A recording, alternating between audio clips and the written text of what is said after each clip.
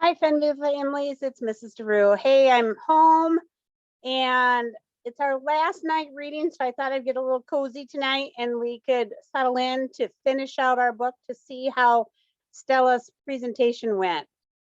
Okay, thanks so much for reading with me this whole time. I can't wait to find out what happens. So we are on chapter 19, which is on page 172. Follow along. Says, wow, I say as we walk through the big doors of Shed Aquarium. My mouth drops open. It's more beautiful than I imagined, with giant columns and chandeliers hanging everywhere. Chandeliers are those really fancy light fixtures. I am so happy to finally be visiting the aquarium. I know it will help me finish my project. I've nearly completed all the drawings and started the submarine, but I need a little extra inspiration to figure out what I'm going to say. I'm pretty nervous about it, but Nick promises he'll help me practice. This is so exciting. I could spell, I say, and then I spell EXCITING. Nick rolls his eyes. Come on, Bumblebee. I grab a map right away and start trying to figure out where everything is. I especially want to make sure to see the lionfish since it's the last fish in my animal project.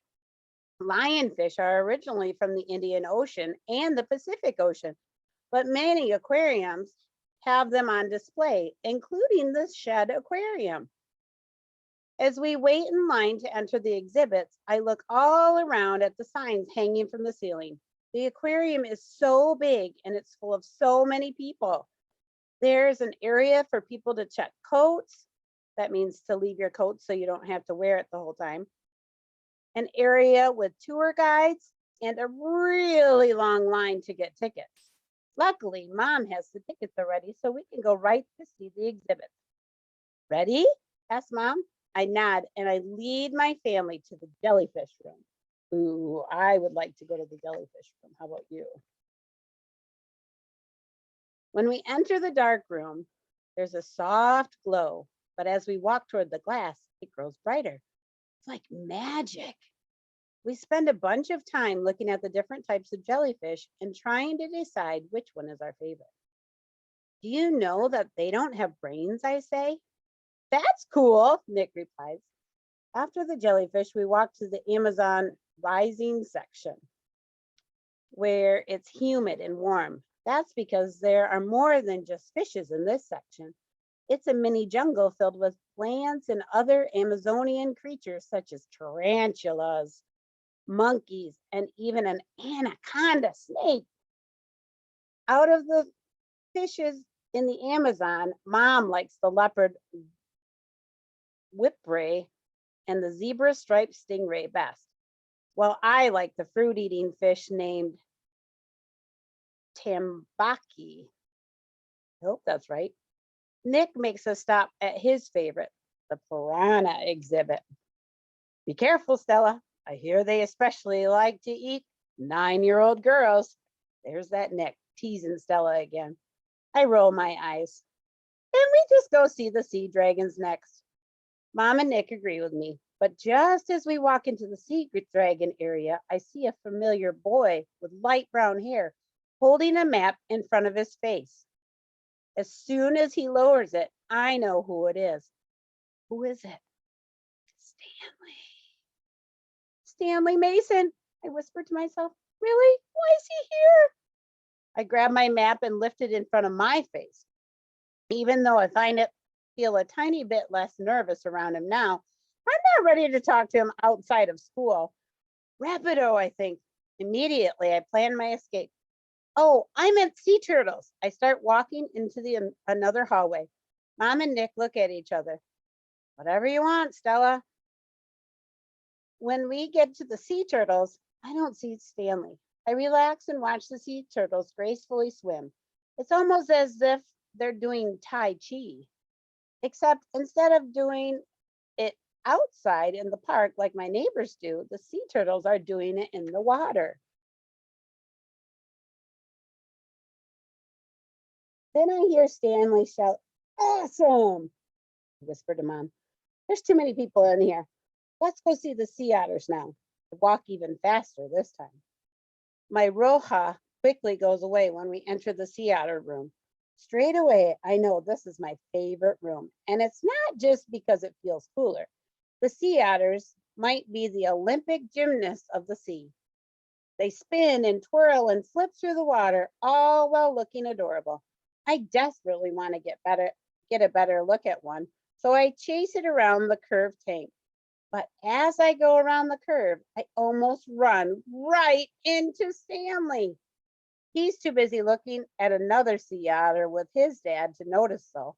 This time, I don't even wait to say anything to Mom and Nick. I just run to the next room. Wait, Nick and Mom both say as they chase after me.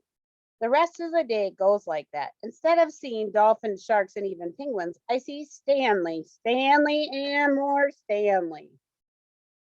She's really missing out on an awesome trip to Shed Aquarium because she's running through it so fast.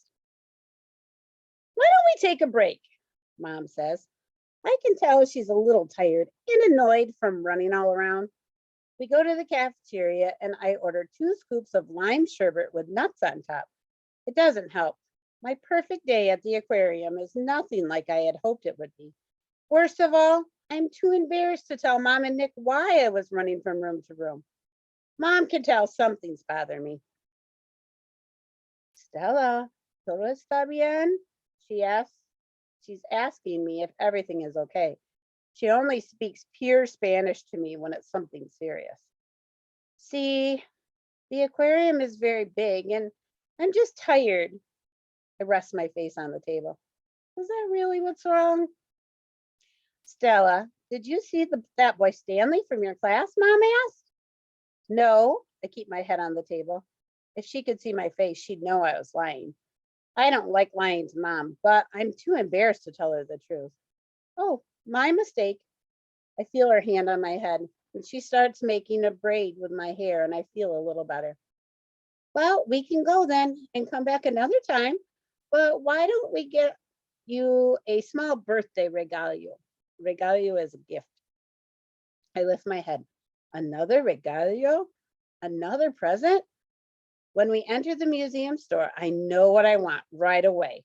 Under the giant octopus in the middle of the store is a huge, beautiful book with the title, The Ultimate Guide to Sea Creatures in glittery letters. It's filled with so many pictures that I want to draw. I hug the book, close my eyes, and spell AWESOME. Awesome. I open my eyes and I hear a voice that says, it is awesome. It is Stanley. I want to run, but I can't. Mom and Nick are a few feet away. If I sprint out of the store, they'll think something is very wrong instead of the truth, which is that I'm just too shy to talk to Stanley. Then I notice that Stanley is holding the same book, and suddenly I remember that Jenny told me, just ask questions. Be Sherlock Holmes. Using my own power of deduction, I realize I have something to say. It's a perfect question. I mean, he is at the aquarium. He said the book was awesome. So I take a deep breath. My throat's dry, but I manage to ask quietly, do you like marine life, Stanley? Y-U-P. Yup, Stanley spells. He opens the Ultimate Guide to Sea Creatures and points to the lionfish in the book. This one's my favorite. That one's my favorite too, I say. It's actually the last fish in my animal project. Cool, said Stanley. You know, I was going to do fishes too, but I saw your drawings and realized mine would never be as good. So I decided to do monkeys instead. I'm doing a monkey mobile. He grins. I'm surprised. He saw my project. I never thought he'd be interested in what I was doing. Stanley says, I've been wanting to talk to you about your drawings and how you got so good, but I thought you didn't like me. You always cover up your drawings and turn away before I can even ask you. That's not true at all, I said. I quickly replied. I also have some art books if you want to see them. I draw from them all the time. Yeah, he said, that'd be awesome. Stanley then opens his books and starts pointing out all his favorite fish. I start doing the same. And before I know it, I'm no longer Roja and I don't have to think about what I'm going to say. Talking to Stanley feels normal, kind of like talking to Nick or Jenny. I asked him, Stanley, do you know what you're doing for your presentation? I'm going to wear an ape costume. What about you? I'm not sure yet. You should dress up like Jacques Cousteau. Yes, that's the best idea. I really need to come up with something else to go with my ape costume, though. Not like I can bribe people with cookies again. What do you mean? I could feel my eyebrows pushing together. I give out cookies every time I'm new or trying to get people to like me. That's a trick my mom taught me. I giggle, remembering Stanley's birthday cookies. I can't believe he was nervous then. He looked as cool as a cucumber. Moms are the best, I say. Then Stanley's dad walks over and said, Who's this, buddy? He's grinning and has a Texas accent. Oh, this is Stella. Stella's in my class, and she loves fishes too. She's an expert at math and spelling and is the class artist. I beam. Fishes are simply Amazing. Amazing. Stanley's dad says, Well, she seems like a great friend. You guys should play together. You've been looking for a friend to ride bikes with since we moved here. Do you know how to ride bikes, Stella? Nick walks over. Stella's great at riding bikes. He squeezes my shoulder, then he whispers into my ear, We'll practice more. Mom links arms with me. Hi, Stanley. I look up at her slowly. I'm a little nervous that she might be upset with me for lying, but instead of a frown, she has a giant smile. She winks at me. I don't know about you all, but I'm starving. Who wants pizza? Nick and I raise our hands. Stanley, would you and your father like to join us? Can we, Dad? Exclaimed Stanley. Sure, we've been meaning to try real Chicago deep dish pizza, he replied. Mom, do you mind if we see the lionfish before we go? I asked. It's the last fish in my project. I accidentally forgot to see it earlier. Did she accidentally forget, or was she running away from Stanley? Well, Mom nods, and the five of us walk to the lionfish. While they might be in one of the smaller tanks, the lionfish do not disappoint. They are more lovely in real life. Wow, they move so slowly, said Stanley, pointing at the white and black lionfish. I nod and say, I wonder if it's because of their shape. They almost look like peacocks. Stanley grins in agreement. The lionfish have large striped rays that spread out all around them. Well, they don't look too happy, replies Nick. I giggle. The lionfish do look like they're pouting. Maybe they're hungry. Do you know lionfish can go up to 3 months without eating? I say. Cool, said Stanley. I don't know about you guys, but I'm not a lionfish, said Nick. Let's go get some pizza. Everyone laughs and we head to the pizzeria. Over delicious, messy, deep dish, we talk and look at my new book at the table. I have to clean my hands and face constantly with my napkin, but I don't mind. I like being able to share my new present with everyone. As I wipe tomato sauce off my face for the millionth time, I smile. My new book is top-notch present, but how the day ended is probably the best present of all. She had a new friend, didn't she? See, that was what she was hoping for in the beginning. When the new student came, she was hoping that they would be friends. Look at this whole book. She's been so worried about being friends with Stanley and being nervous around him. And he's a really cool guy. Chapter 20. When I woke up on the day of the presentation, I feel mostly happy about going to school. It might be the fact that I'm 9 now, or that the school year is almost over, but lately things have been good. I did well in the spelling bee. I can ride a bike, and Jessica isn't really bothering me anymore. It's not like Jessica hasn't tried. I've just become a professional at ignoring her. Having more friends helps too. It means I'm not alone in dealing with Jessica, and she's less likely to say something. Lunch is also more fun because Lauren, Isabel, and Anna eat with Jenny and me more regularly.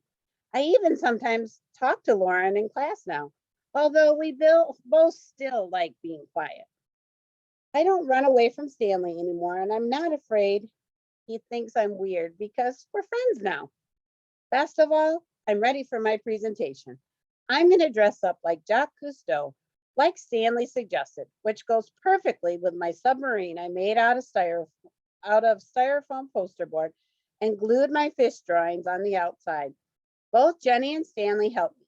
Jenny cut out all the fishes perfectly while Stanley helped with making sure the submarine was realistic looking. Real submarines have portholes, said Stanley, and nuclear reactors. I think I'll skip the nuclear reactors, I replied. As promised, Nick helped me practice the presentation the night before. You don't want to memorize the whole presentation. That sounds lame. Also, you don't want to read from the handout. That makes it so boring.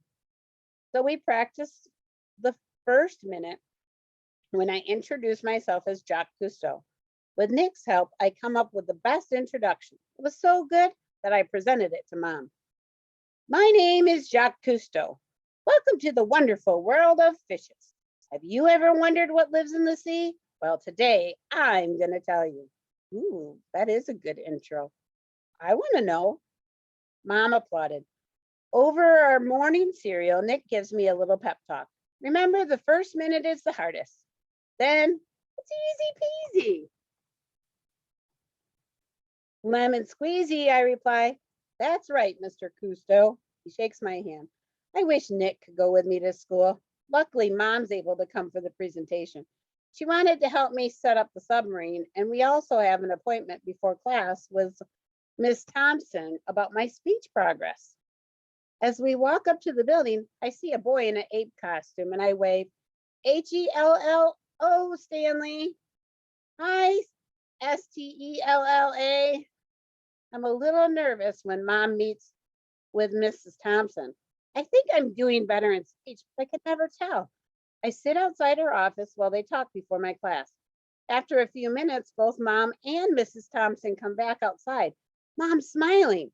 Mrs. Thompson says, That's an interesting outfit, Stella. She seems a little confused as she looks at my blue turtleneck, blue pants, and red beanie. I'm Jacques Cousteau. He laughs. Oh, of course. Then she continues. Stella, I'm sad to say that I think this is goodbye for us. I recommended to your mom that you stop taking speech classes. Amazing. I squeal. I'm so happy.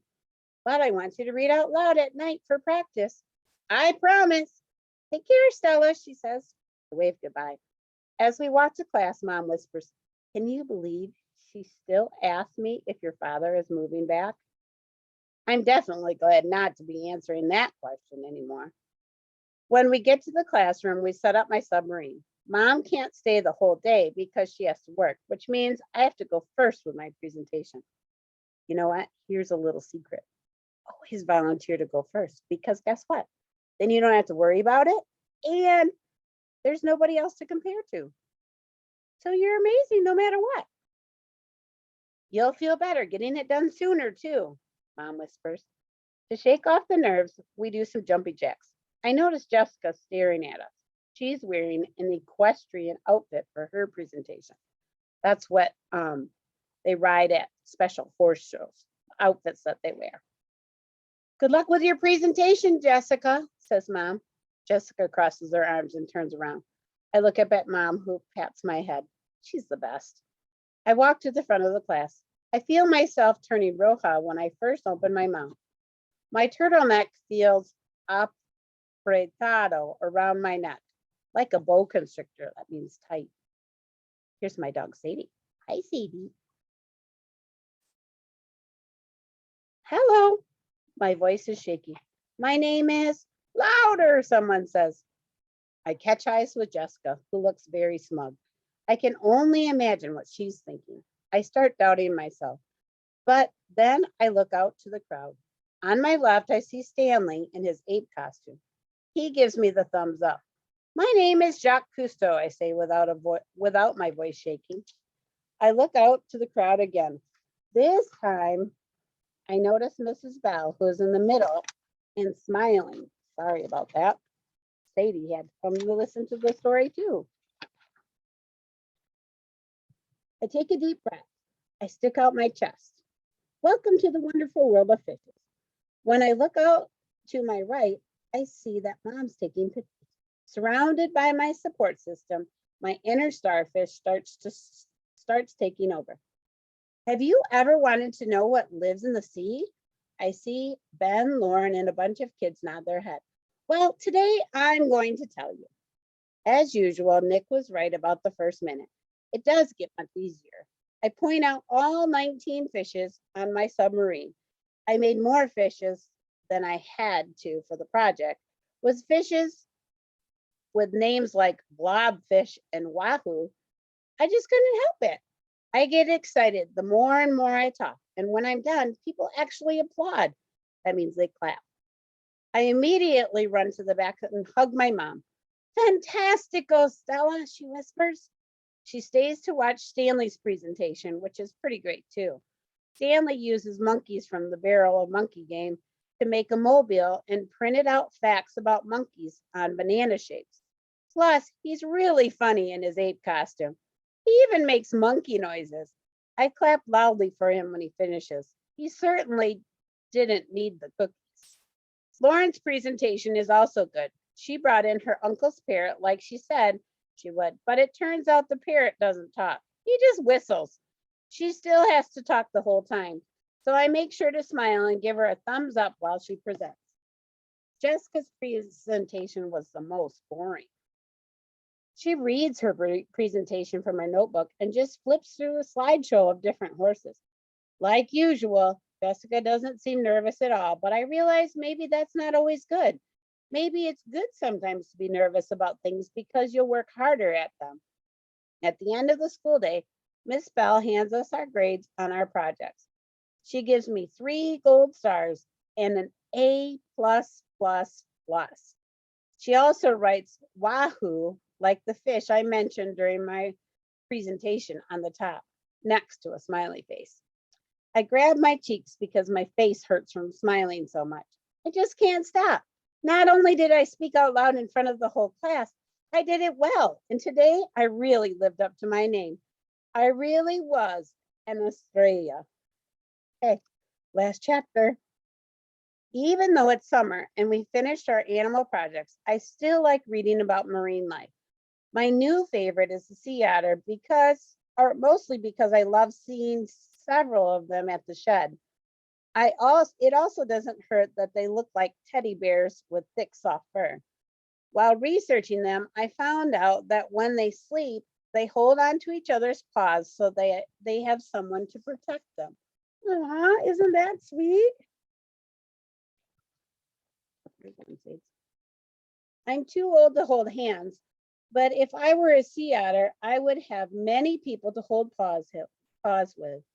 I'd hold paws with Nick and Mom and Jenny and my family in Mexico. I even think Stanley and I would be sea otter amigos or friends. Jenny and I are also talking about doing a sleepover with Anna and Isabel. I've never done a sleepover that big before. For me, summer doesn't officially start until my family walks to Oberweis to get ice cream. Of course, we could drive there, but walking is more of an adventure. We pass through different neighborhoods where there are all types of houses. There are gingerbread looking houses, big houses, and houses with pools. I like to imagine how different my life would be if we lived in one of those big houses. Then I look at Mom and Nick and I don't want anything else. Our favorite game to play as we walk is spies. Mom always starts off. Okay, niños, we are on a big mission. Russia, I say. In all the spy movies, they're in Russia. Oh, good one, says Nick. I'll be Boris. Call me Natasha, I say. Mom laughs. Then we pretend we are being chased. We run in between houses and Nick tells the dogs to be quiet while we tiptoe. By the time we get to Oberweis, we're dying for ice cream. I usually order lime sherbet with nuts, but today I want to try something different. I go with strawberry frozen yogurt with gummy bears. Nick always gets cookies and cream, Mom is crazy though. She likes to switch it around. Sometimes it's coffee, butter pecan, or sometimes it's coffee, butter pecan, or chocolate. She puts her hand to her chin, pauses, and looks at me and said, "What do I look like?" "Without a doubt, butter pecan," I answer her. Nick rolls his eyes. Why do I have to live with two loca lazy ladies, two crazy ladies? "We're not crazy, we're just creative," I reply while crossing my arms. Then I put two fingers above my head like an alien. Nick ruffles my hair. After our ice cream adventure, I meet up with Stanley and Jenny to ride bikes around the parking lot at school. "Stella, can you ride your bike without holding the handlebars?" asked Stanley. "That's scary," I exclaimed. Stanley and Jenny raise their arms for a second and howl. "It's," Stanley says, "Fun." Jenny agrees. "Hi, it's Stella." I feel sweaty as I lift up one arm and then the other. My arms are shaking, but it feels a little less scary than I thought. I let out a small howl. It feels great. I raise my arms higher above my head, and then Stanley and Jenny join me, and the three of us howl together. Wow, that was a great story, wasn't it? I think Stella solved all her problems. She doesn't get real high anymore when she speaks. She had a great presentation. She's got lots and lots of friends. She knows how to handle the bullies now, and she doesn't have to go to speech class anymore. She's leading a pretty good life. Hey, guess what? We have a great opportunity. Tomorrow night, I hope you get to come to family reading night. It's from 6 to 7. And if you come, you get to pick out some free books to read with your family. Hope to see you there. Bye. Thanks for reading.